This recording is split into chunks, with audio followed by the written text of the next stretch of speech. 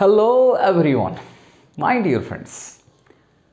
First class के introduction के बाद आज हम आयोनिक बॉन्ड के बारे में डिस्कशन करेंगे। डियर फ्रेंड्स, आयोनिक बॉन्ड जैसे कि नाम सजेस्ट कर रहा है, as the name suggest, it's the bond between ions, very simply speaking. So हम आज पढ़ने वाले हैं ionic bond, right? Ionic bond. Okay, so let me have another color of marker. Okay, now ionic bond के बारे में समझने के लिए आयंस के कैसे क्रिएट होता है और जो अट्रैक्टिव फोर्स रहता है वो दोनों आयंस के बीच में, उसको कैसे हम आयोनिक बॉन्ड बोलते हैं, इसके बारे में डिस्कशन करेंगे। ठीक है, सो डायरेक्टली हम चलेंगे very familiar ionic compound sodium chloride, right? So इसमें सोडियम का एटॉमिक नंबर होता है 11 एंड क्लोरीन का एटॉमिक नंबर होता है 17, यानी इसके पास 11 इलेक्ट्रॉन्स हैं और इसके पास 17 इलेक्ट्रॉन्स हैं। इसके पास 11 प्रोटॉन और इसके पास 17 प्रोटॉन है। प्रोटॉन न्यूक्लियस के अंदर रहता है, तो उसका जनरली केमिकल रिएक्शंस में कोई अल्टरेशन नहीं होता है, चेंज नहीं होता है, वो न्यूक्लियस के अंदर रहता है। केमिकल रिएक्शंस वैलेंस सेल में होने वाले इलेक्ट्रॉन्स के लिए ही होता है। तो इसीलिए सोडियम का जो वो 11 इलेक्ट्रॉन्स है, उसको अगर हम इलेक्ट्रॉनिक कॉन्फ़िगरेशन लिखें तो 1s2 2s2 2p6 and then your 3s1, ये बन जाएगा इसका वैलेंस सेल, ये बन जाएगा इसका वैलेंस सेल। ठीक है, ओके। देन ये किसका कॉन्फ़िगरेशन है, मतलब 1s2 से लेकर 2p6 तक किसका इलेक्ट्रॉनिक कॉन्फ़िगरेशन है?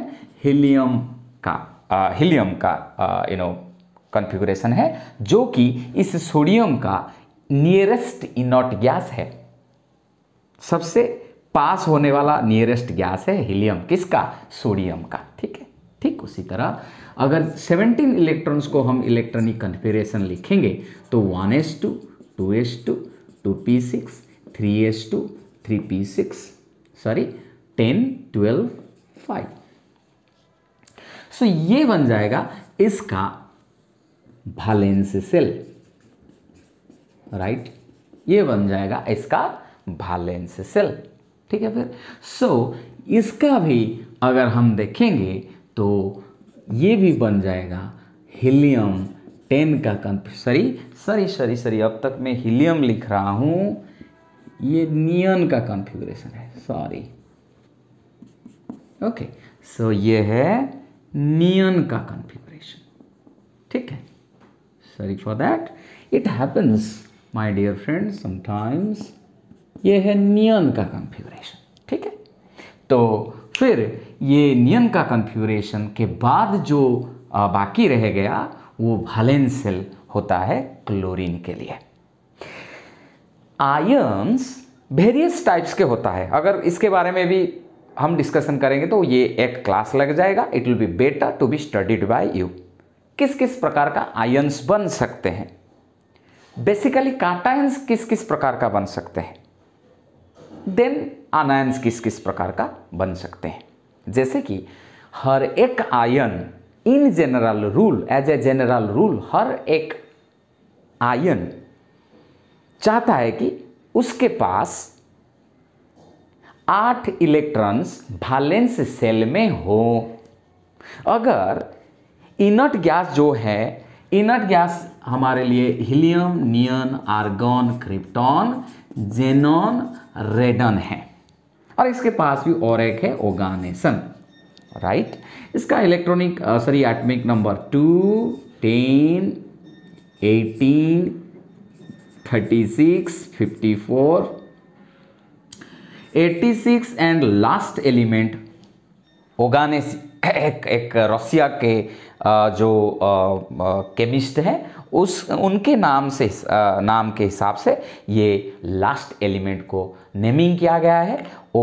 यूरी ओगानेसियन के नाम से ओगानेसन करके last element and last inert gas भी है। जो भी हो अभी हम क्या करेंगे कि ये जो एलिमेंट्स सारे कुछ भी एटम्स इन जनरल रूल हम देखेंगे, हर एक एलिमेंट चाहता है कि वो स्टेबल बने। हो सकता है ये किसके साथ इलेक्ट्रॉन शेयर कर सकता है और किसको इलेक्ट्रॉन दे सकता है और फिर किससे इलेक्ट्रॉन ले सकता है। इंटेंशन क्या है? इंटेंशन ये है कि जैसे भी हो वैलेंस सेल में 8 इलेक्ट्रॉन्स उनको मिले, क्योंकि ये सारे एटम्स बस खाली हीलियम को छोड़ के हर एक इनर्ट गैस का जनरल इलेक्ट्रॉनिक कॉन्फ़िगरेशन होता है NS2np6। मतलब ये फर्स्ट पीरियड का है तो इसका है electronic configuration 1s2। Since it comes in first period, इसलिए इसका n इज इक्वल टू कितना है? इसका n इज इक्वल टू 1 है, इसलिए 1s2। नियॉन का इलेक्ट्रॉनिक कॉन्फ़िगरेशन क्या है? 1s2 2s2 2p6, highest principal quantum number. इसका n कितना है? इसका n है 2, क्योंकि नियॉन सेकेंड पीरियड में होता है। इसका लास्ट में आएगा 3s2 3p6, 4s2 4p6, 5s2 5p6, 6s2 6p6। ये सेवेंथ पीरियड में है,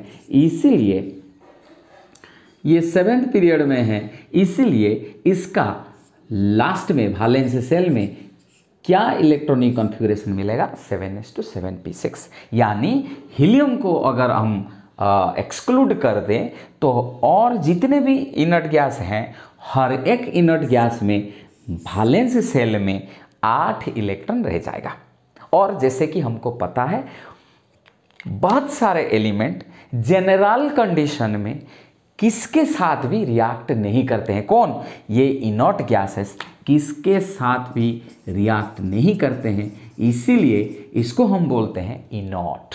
हाँ, हमको ये भी पता है कि कुछ inert gas like krypton and xenon उनका कंपाउंड्स बन चुका है, लेकिन ड्रास्टिक कंडीशन में, वेरी हाई प्रेशर में, टेम्परेचर में अगर उनको very high electronegative elements like oxygen और फ्लोरीन के साथ रिएक्ट किया जाए तो वो रिएक्ट करेंगे। दैट इज रेयर केस, और otherwise they do not generally react, क्योंकि उनके वैलेंस सेल में 8 इलेक्ट्रॉन है।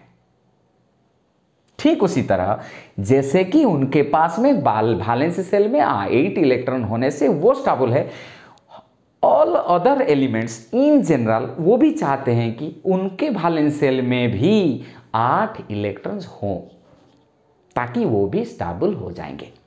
इसीलिए अभी क्या करेगा, ये जो सोडियम है ये इलेक्ट्रॉन को अगर छोड़ देगा तो ये लास्ट में इसका वैलेंस सेल ये बन जाएगा 2 + 6। उनका भी, ये सोडियम के लिए भी वैलेंस सेल में अभी 8 इलेक्ट्रॉन हो जाएगा। ये इलेक्ट्रॉन लॉस होने के बाद तो ये भी ऑक्टेट होने से स्टेबल बन जाएगा।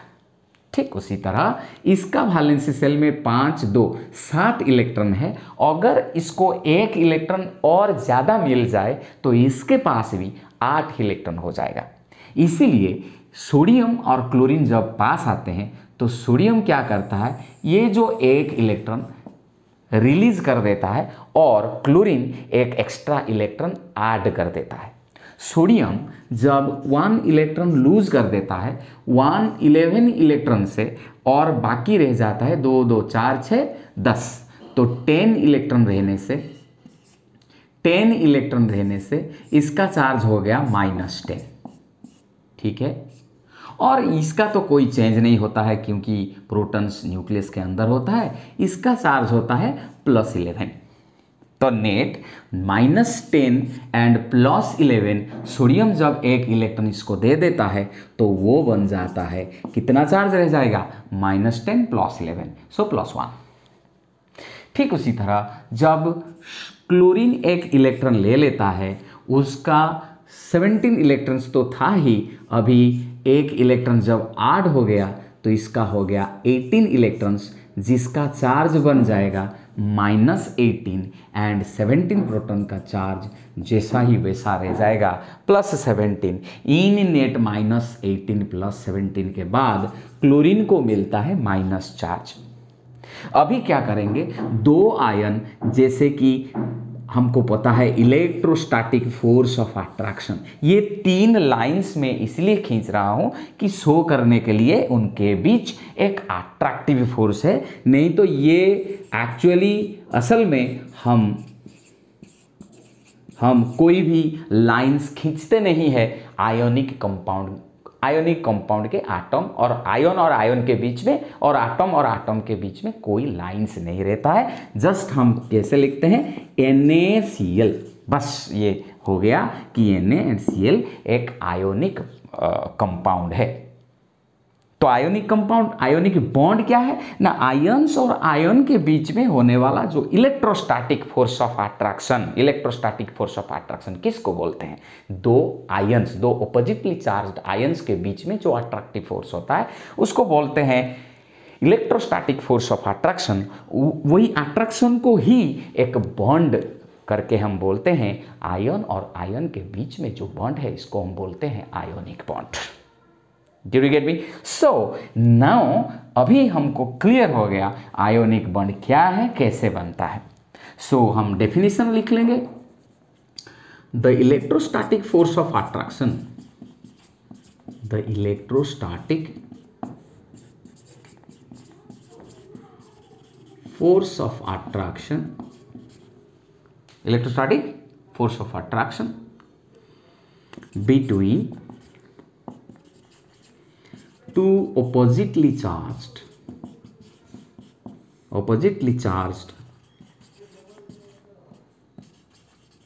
ions which form a compound is called an ionic bond,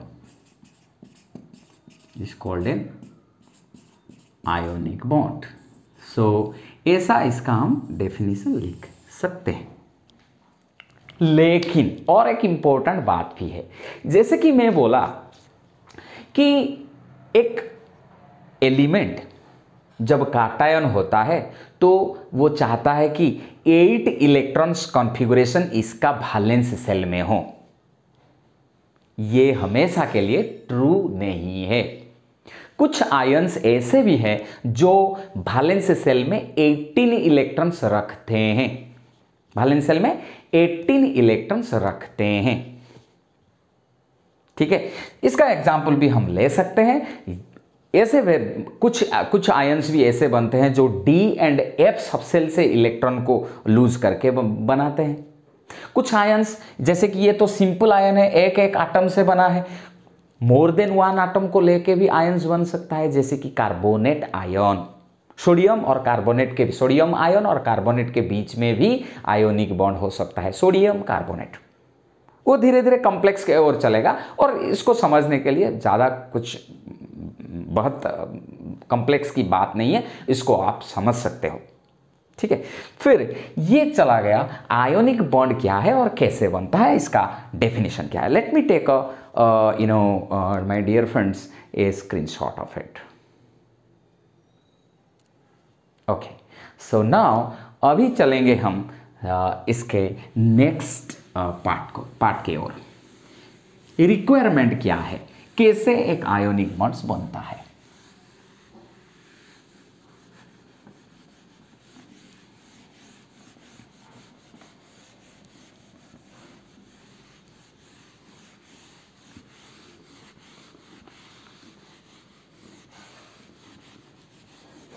ठीक है, सो अभी क्या करेंगे,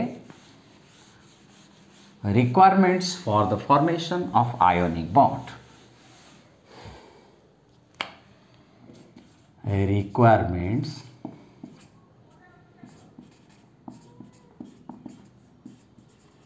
for the formation of formation of ionic bond. Requirements for the formation of ionic bond.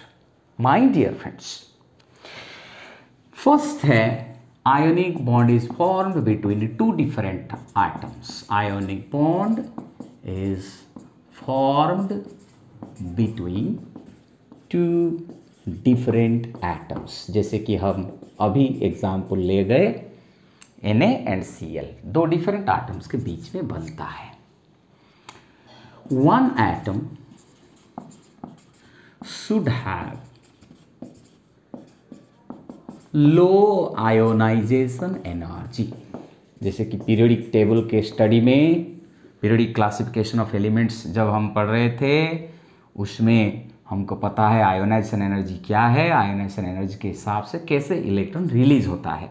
N atom should have low ionisation energy.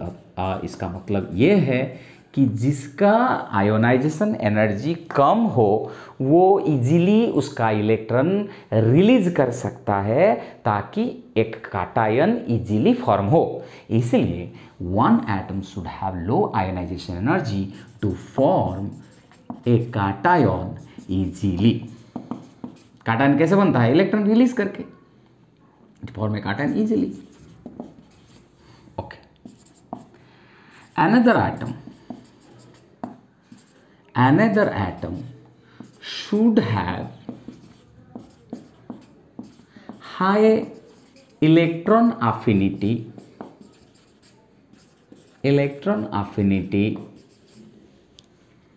to form an anion easily. इसका मतलब क्या है?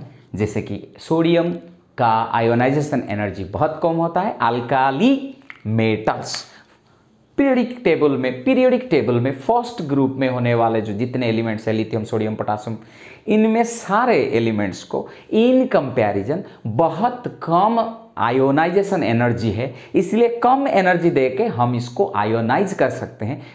उनके वैलेंस सेल से एक इलेक्ट्रॉन निकाल सकते हैं, रिलीज करा सकते हैं, so that they will form a cation easily.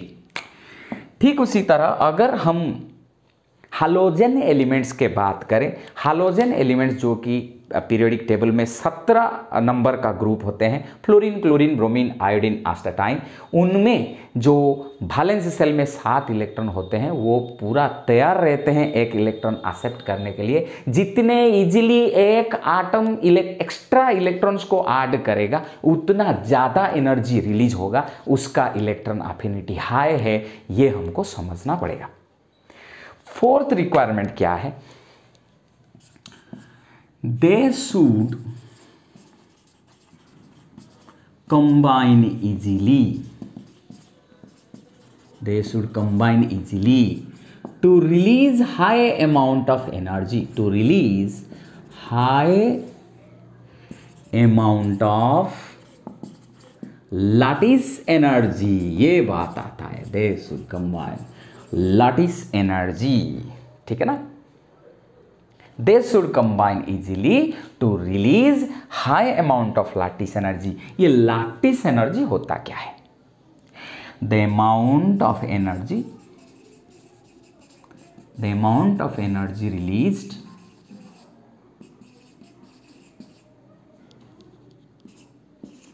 when 1 mole of an ionic compound is formed. Ionic compound is formed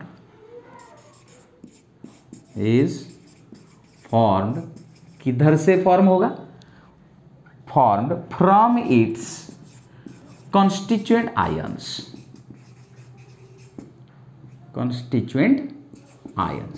इसका मतलब अगर हमको मैग्नीशियम क्लोराइड तैयार करना हो, let me see whether it is visible in my, okay, no it is not getting MgCl2.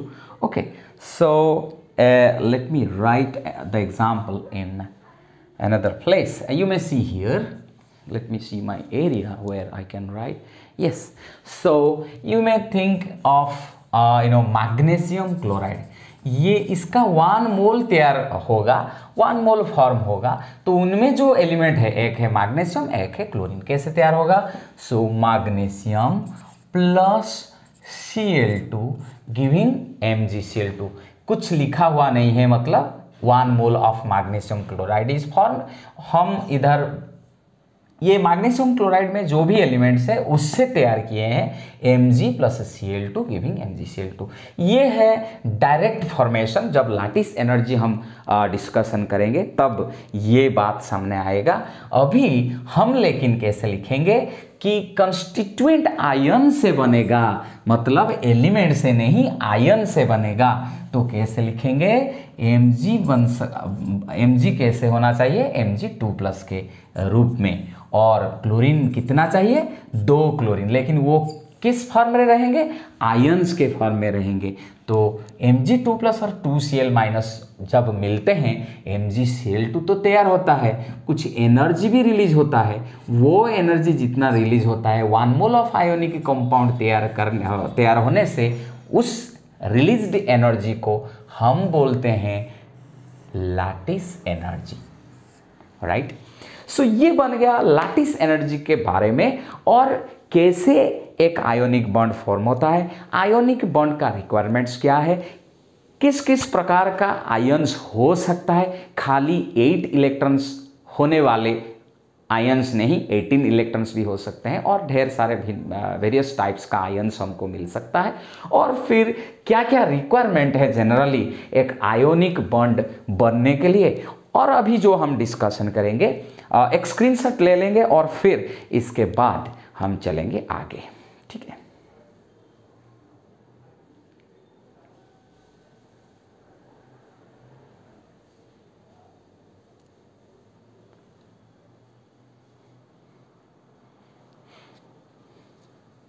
Okay, so then अभी चलेंगे हम, ये बन गया लैटिस एनर्जी के बारे में, और अभी हम देखेंगे कैरेक्टरिस्टिक्स ऑफ आयोनिक कंपाउंड। ठीक है? ये बन गया, हम इसको इरेज कर लेंगे और फिर आगे चलेंगे।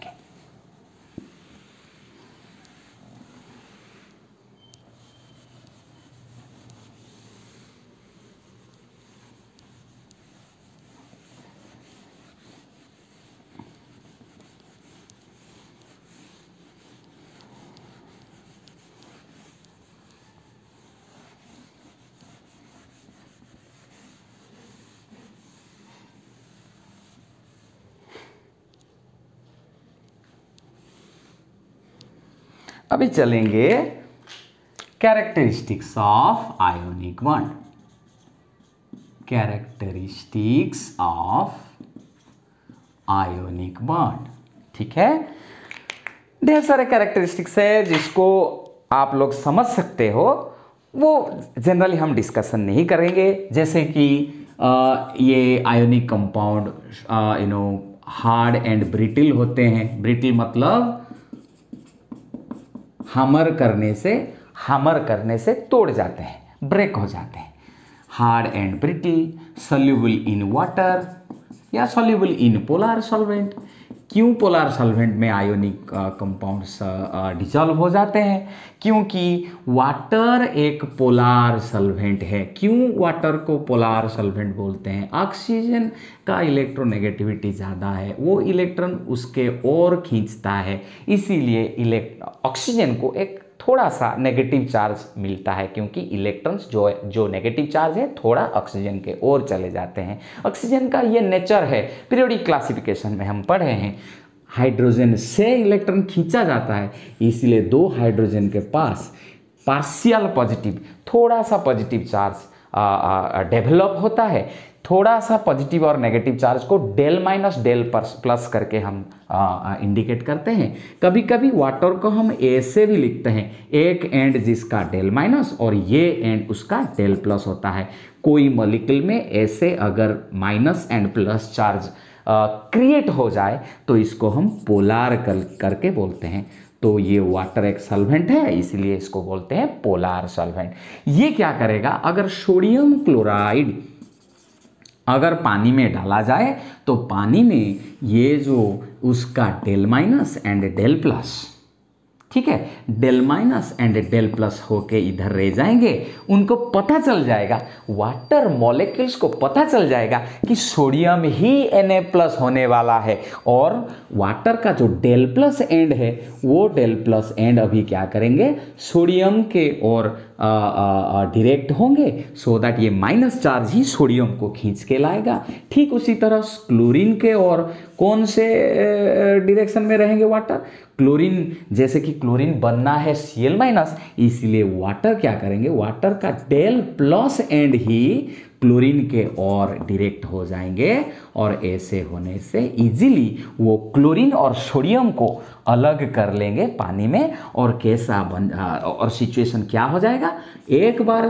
कंप्लीट सेपरेट हो गए आयंस के ओर पूरा वाटर मॉलिक्यूल ऐसे सराउंड करके रहेंगे। वाटर का del minus and Na plus ये Na प्लस है, Na प्लस, इसीलिए सिंस सोडियम एक काटायन है, इसीलिए वाटर का डेल माइनस एंड ही है Na प्लस को सराउंड करके रह जाएंगे।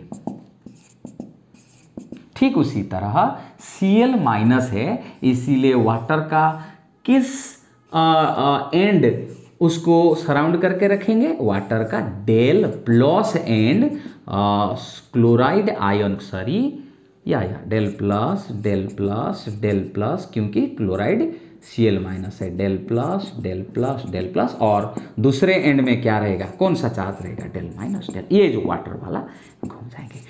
एक बार ऐसा हो गया, sodium plus and Cl minus पूरा अलग होके रहेंगे, कोई किसके पास आएंगे नहीं। तो ये इसीलिए ही जो पोलर सॉल्वेंट होता है, वाटर का डाई इलेक्ट्रिक कांस्टेंट 80 है। इसका मतलब जिस सॉल्वेंट का आयंस और आयंस को खींचने का ज़्यादा पावर हो, उसका डाइलेक्ट्रिक कांस्टेंट ज़्यादा होता है। वाटर के पास डाइलेक्ट्रिक कांस्टेंट ज़्यादा है, इसीलिए वो आयनिक कंपाउंड्स को उसके साथ डिजल्व कर लेता है। ठीक है, फिर ये गया second characteristics of ionic bond, नहीं इसको लिखेंगे आयोनिक कंपाउंड। आयोनिक कंपाउंड में किस प्रकार का आयोनिक कंपाउंड मतलब उनमें क्या बॉन्ड है, आयोनिक बॉन्ड है। कंपाउंड जिसमें आयोनिक बॉन्ड है वो आयोनिक कंपाउंड हो जाता है। ठीक है, तो चलेंगे थर्ड पोस्टुलेट के, और लेट मी टेक अभी चलेंगे थर्ड रिक्वायरमेंट्स के और थर्ड कैरेक्टरिस्टिक्स के। और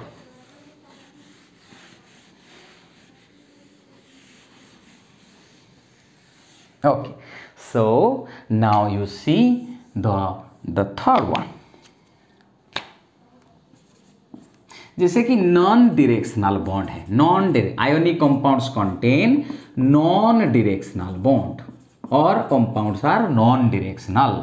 how, Na plus Cl minus को A से खींचता है और Cl माइनस Na प्लस को A से खींचता है।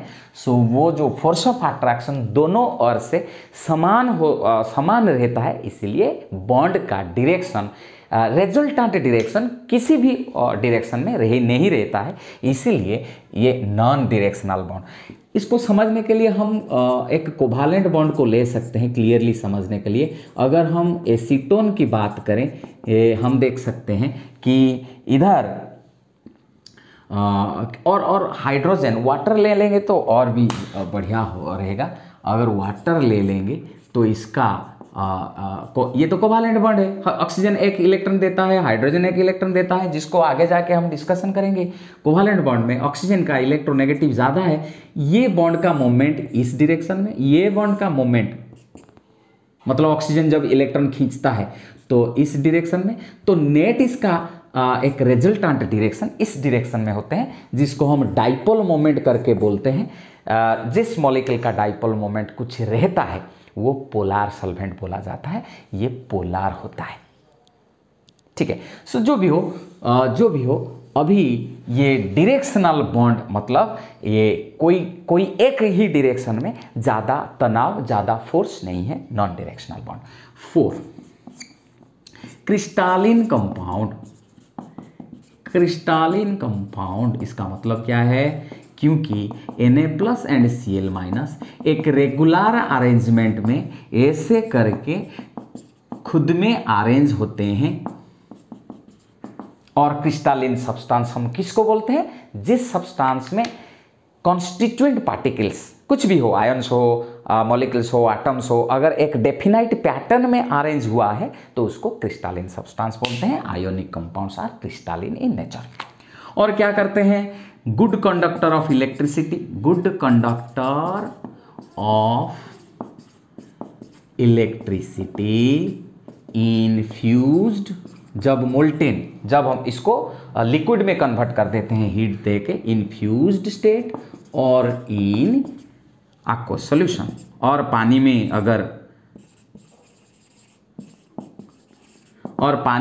अगर सॉल्यूशन बना ले तो उसमें भी आयंस, क्यों आयोनिक कंपाउंड्स इलेक्ट्रिसिटी कंडक्ट करता है, क्योंकि उसको अगर हम लिक्विड कर दें और फिर किस सॉल्वेंट में डाल दें, जिधर वो डिजल्व होता है वो आयंस देगा, जिधर आयन रहेगा उधर इलेक्ट्रिकल कंडक्टेंस रहेगा। तो ठीक उसी तरह कुछ और भी पॉइंट्स हम डिस्कशन कर सकते हैं, जो है हार्डनेस एंड मेल्टिंग पॉइंट। इसका तो हाई मेल्टिंग पॉइंट रहता ही है, हार्डनेस भी हाई रहता है। जस्ट खाली मेरे को एक एग्जाम्पल लेना है और फिर हम क्लास को एंड करेंगे। ठीक है, just I am finding that example with patience. Just wait.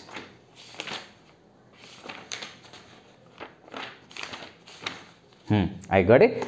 You see now, next point comes high melting point, and 7 is coming high hardness. ठीक है, फिर अभी इसको हम एक ले लेंगे, क्या रे, स्क्रीनशॉट, और फिर आगे चलेंगे। ठीक है, ओके। अभी ये जो high melting point and high hardness है, ये दोनों चीज को मिला के हम स्ट्रेंथ ऑफ आयोनिक बॉन्ड करके डिस्कशन करेंगे। स्ट्रेंथ ऑफ आयोनिक बॉन्ड, ठीक है, ओके। अभी हम चलेंगे स्ट्रेंथ ऑफ आयोनिक बॉन्ड के बारे में।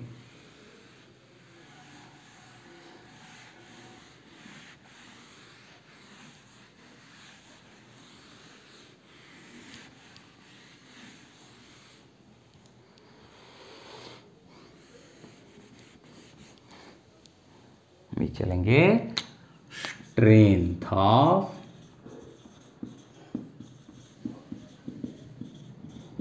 Ionic bond.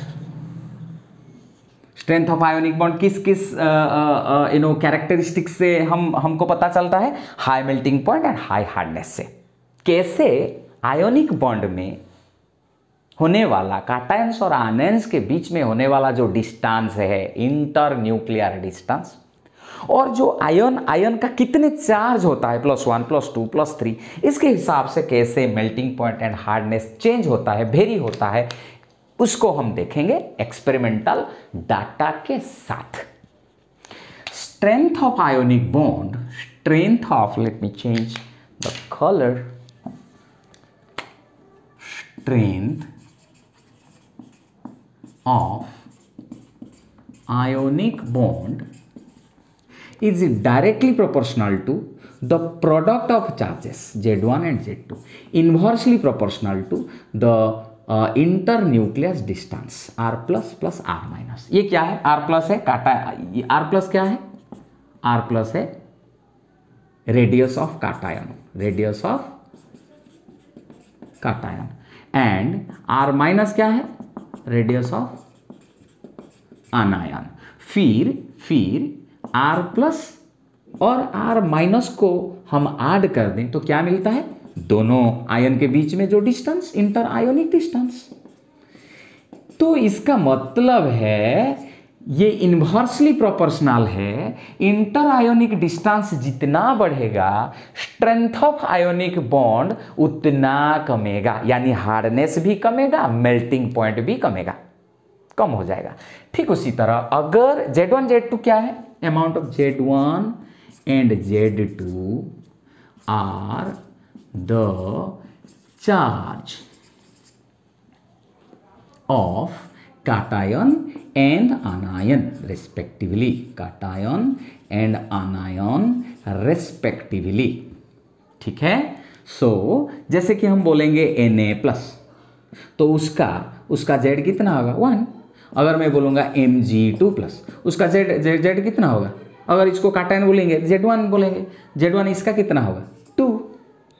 अगर मैं बोलूँगा O2 माइनस तो उसका Z2 जैसे कि वो आयन है ना, आनायन का चार्ज कितने बोलते हैं हम Z2, काटायन का चार्ज हम क्या लेते हैं Z1, ये काटायन है इसलिए इसका चार्ज Z1 लिखते हैं, ये काटायन है इसका चार्ज Z1 लिखते हैं। O2 माइनस एक आनायन है, इसका चार्ज लिखेंगे Z2, इसका मतलब चार्ज कितना है -2। ठीक उसी तरह अगर मैं Cl माइनस बोलूँगा इसका चार्ज कितना होगा, एक आनायन है इसका चार्ज को हम Z2 लिखेंगे, इसका चार्ज कितना है -1। Did you get me. So अगर Z1 Z2 product of charges ज़्यादा हो जाए तो स्ट्रेंथ ऑफ आयोनिक बॉन्ड बढ़ेगा, यानी हार्डनेस एंड मेल्टिंग पॉइंट बढ़ेगा। इंटर आयोनिक डिस्टेंस अगर बढ़ेगा मेल्टिंग पॉइंट हार्डनेस कमेगा, यानी स्ट्रेंथ ऑफ आयोनिक बॉन्ड कमेगा। पूरा ये जो चीज़ स्ट्रेंथ ऑफ आयोनिक बॉन्ड को हम किस कैरेक्टरिस्टिक्स से चुनते हैं, मतलब मेल्टिंग पॉइंट एंड हार्डनेस से चुनते हैं। लेट मी टेक एक screenshot. Okay, so now let's move. हम अभी क्या करेंगे, ये तो हमको पहले थ्योरिटिकल हमको डाटा मिल गया, अभी एक्सपेरिमेंटल डाटा देखेंगे एक्चुअल में ये होता या होता नहीं है, फिर चलेंगे डाटा लेंगे, देखेंगे और क्लास हमारा एंड हो जाएगा।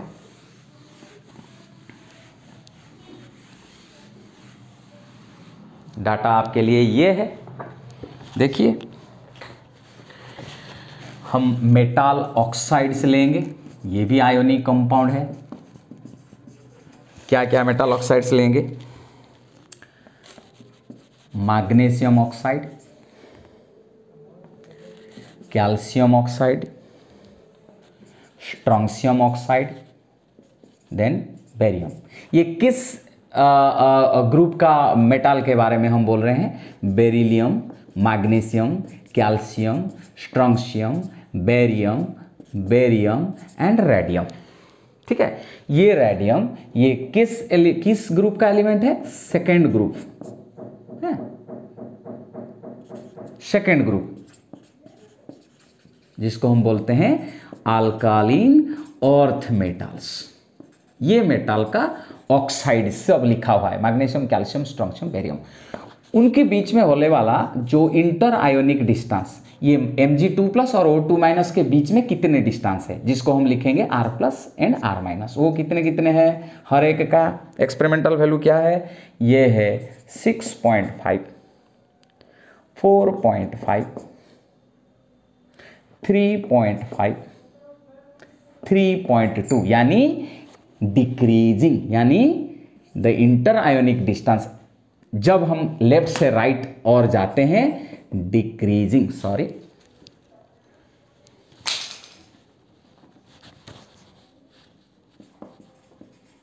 कम होता जाता है, कम होता जाता है। इसका मतलब इंटर आयोनिक डिस्टेंस जितना कम होता जाएगा मेल्टिंग पॉइंट और हार्डनेस उतना बढ़ता जाएगा। तो हम देखेंगे हार्डनेस क्या होता है।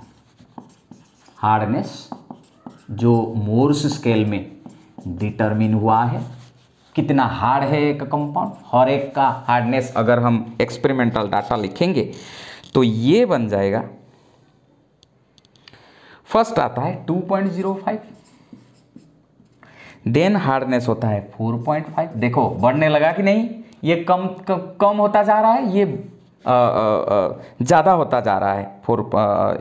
6.5, 4.5, 3.5, 1 मिनट, 6.5, 4.5, 3.5, 3.2। ठीक है, ये कम होता जा रहा है और ये ज़्यादा होता जा रहा है ना। तो ये बन गया 6.5, 4.5, 3.5, 3.2, 2.05। Oh sorry, I have written 2 times the same thing, right? Okay, let me correct it. Okay, 2.05. Sorry, my dear friends. This is 6.5, 4.5, 3.5, 3.2. okay. So the interionic distance here is 2.05, 2.39, 2.53 and 2.75।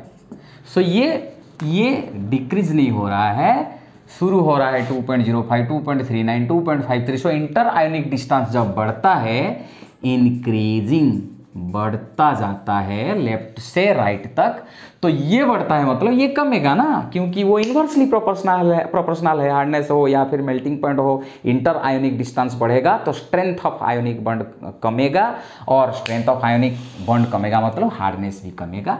ये इंक्रीजिंग है तो ये decreasing हो गया, decreasing. ठीक है, फिर और एक इंस्टेंस भी हम ले सकते हैं, जैसे कि हम ये तो हार्डनेस के बारे में हम डिस्कशन किए, अभी मेल्टिंग पॉइंट लेके हम देखेंगे।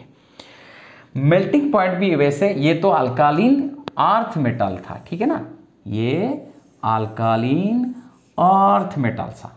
ठीक उसी तरह हम भी ले सकते हैं lithium, sodium, potassium, rubidium, caesium, francium, ये बनते हैं अल्कालीन मेटल्स, अल्काली मेटल्स। ठीक है, ये उनका हलाइड ग्रुप लेके, हलाइड कंपाउंड लेके, lithium fluoride, sodium fluoride, potassium fluoride, जैसे कि ऐसे लेके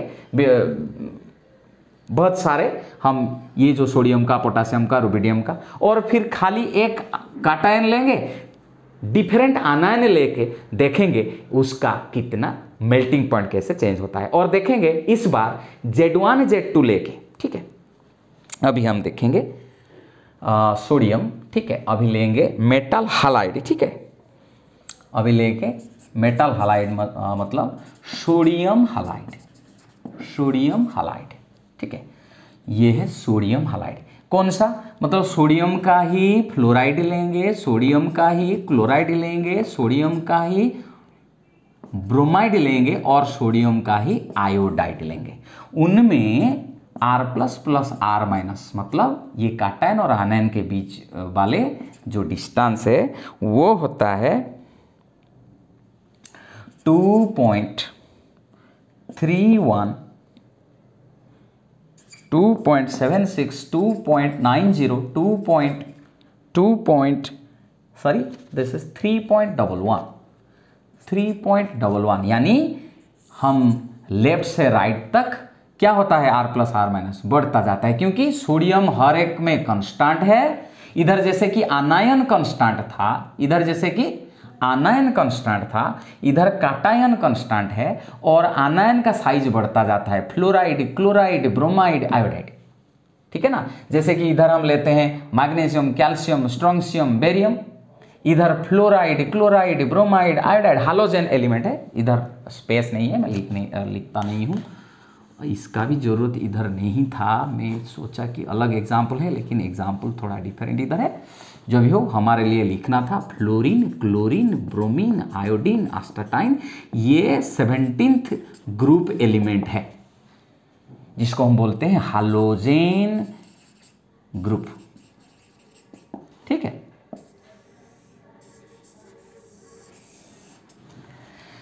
सो फ्लोरीन, क्लोरीन, ब्रोमीन, आयोडीन, जैसे कि हम नीचे आते हैं एक ग्रुप में atomic size and ionic size बढ़ता जाता है, ये बढ़ा भी है, इधर R प्लस और R minus, inter ionic distance बढ़ रहा है। इसका मतलब इंटर आयोनिक डिस्टेंस बढ़ेगा, मतलब मेल्टिंग पॉइंट कमेगा।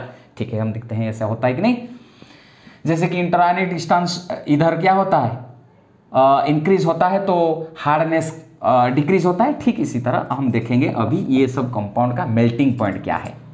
मेल्टिंग पॉइंट शुरू होता है सोडियम फ्लोराइड से 993 degree centigrade, then 801 degree centigrade.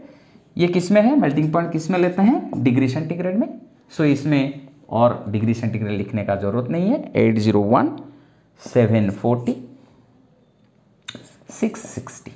जैसे कि देखो इधर जो इंटर आयोनिक डिस्टेंस इंक्रीज होता है तो इधर मेल्टिंग पॉइंट लेकिन डिक्रीज होता है। सो हम देख रहे थे ना, strength of ionic bond is inversely proportional to R plus R minus inter ionic distance. R plus R minus होता क्या है, R प्लस R माइनस होता क्या है, इंटर आयोनिक डिस्टेंस।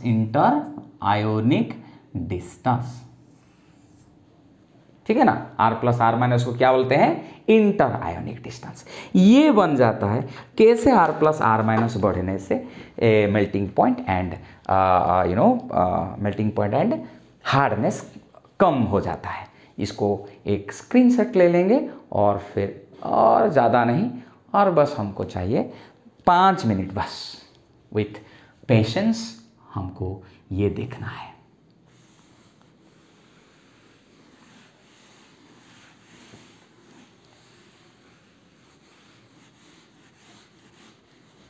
ये तो हम डिस्कशन कर रहे थे कि कैसे R प्लस R माइनस को ऐड करके जो इंटर आयोनिक डिस्टेंस है उसका बढ़ने से कैसे हार्डनेस एंड मेल्टिंग पॉइंट कम हो जाता है, कम होता रहता है। अभी देखेंगे अगर दो आयोनिक कंपाउंड में inter ionic distance nearly equal हो, इक्विवेलेंट हो, तो उनमें मेल्टिंग पॉइंट और हार्डनेस किस हिसाब से चेंज होता है। अगर इंटर आयोनिक डिस्टेंस कांस्टेंट है तो प्रोडक्ट ऑफ चार्जेस के ऊपर डिपेंड करेगा कितना मेल्टिंग पॉइंट और हार्डनेस रहेगा। Strength of ionic bond is inversely proportional to inter ionic distance. R plus R minus क्या है रे, R प्लस R माइनस क्या है रे, इंटर आयोनिक डिस्टेंस। ठीक है, तो अब हम लिखेंगे if inter ionic distance in two different ionic compounds are same, then the strength of ionic bond will depend on the product of charges। And जैसे कि हमको पता है प्रोडक्ट ऑफ चार्जेस जितना ज़्यादा होगा that is strength of ionic bond will be directly proportional to the product of charges, product of cation and anion। इसको हम कैसे देखेंगे, एग्जाम्पल लेके देखेंगे, और 2 मिनट ही हमको चाहिए। Just you should keep patience. You see I have taken, इधर लेंगे आयोनिक सब्सटेंस, 2 आयोनिक सब्सटेंस लेंगे, एक होगा सोडियम फ्लोराइड और एक होगा कैल्शियम ऑक्साइड, जिसमें R प्लस R माइनस वो नियरली इक्वल रहेंगे, 2.31 एंड 2.39 नियरली इक्वल है ये दोनों का वैल्यू। अच्छा, फिर इसका Z1 इंटू Z2 कितना होगा, ये Na प्लस F माइनस, यानी 1 इंटू 1, Z1 इंटू Z2 कितना होगा 1, ये Ca2 प्लस O2 माइनस। ठीक है, तो ये बन जाएगा कितना, 2 इंटू 2 4 ज़्यादा हो गया ना, जिसका Z1 Z2 ज़्यादा होगा उसका हार्डनेस और मेल्टिंग पॉइंट ज़्यादा होगा। सो हम अभी देखेंगे melting point in degree centigrade क्या है रे, इसका है 988, इसका 4 है, कितना ज़्यादा देखो 2570 डिग्री सेंटीग्रेड। 10 Z1 Z2 जिसका ज़्यादा होता है उसका मेल्टिंग पॉइंट ज़्यादा भी होता है, जिसका R plus and R minus ज़्यादा होता है सो उसका मेल्टिंग पॉइंट एंड हार्डनेस कम होता है। Thank you so much. ये I think you enjoyed the class. We'll discuss in the next class. My dear friends, keep supporting me. I will come with another very interesting class to entertain you, to take you to another region of wisdom. Thank you so much. Bye bye.